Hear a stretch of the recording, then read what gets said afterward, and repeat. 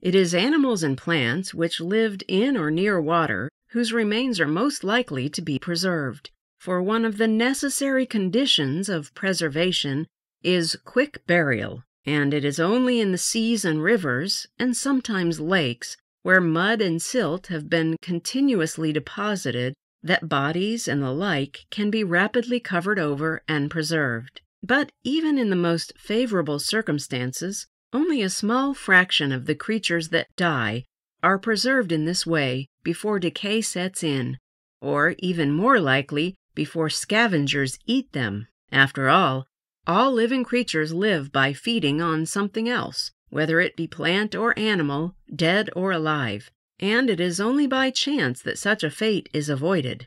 The remains of plants and animals that lived on land are much more rarely preserved, for there is seldom anything to cover them over. When you think of the innumerable birds that one sees flying about, not to mention the equally numerous small animals like field mice and voles, which you do not see, it is very rarely that one comes across a dead body, except, of course, on the roads. They decompose and are quickly destroyed by the weather, or eaten by some other creature. It is almost always due to some very special circumstances that traces of land animals survive, as by falling into inaccessible caves, or into an ice crevasse, like the Siberian mammoths, when the whole animal is sometimes preserved, as in a refrigerator. This is what happened to the famous Borisovka mammoth, which was found preserved and in good condition. In his mouth were the remains of fir trees,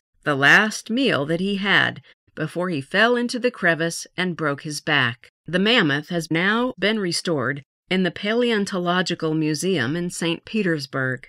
Other animals were trapped in tar pits, like the elephants, saber-toothed cats, and numerous other creatures that are found at Rancho La Brea, which is now just a suburb of Los Angeles. Apparently what happened was that water collected on these tar pits, and the bigger animals, like the elephants, ventured out onto the apparently firm surface to drink, and were promptly bogged in the tar. And then, when they were dead, the carnivores, like the saber-toothed cats and the giant wolves, came out to feed, and suffered exactly the same fate. There are also endless numbers of birds in the tar as well.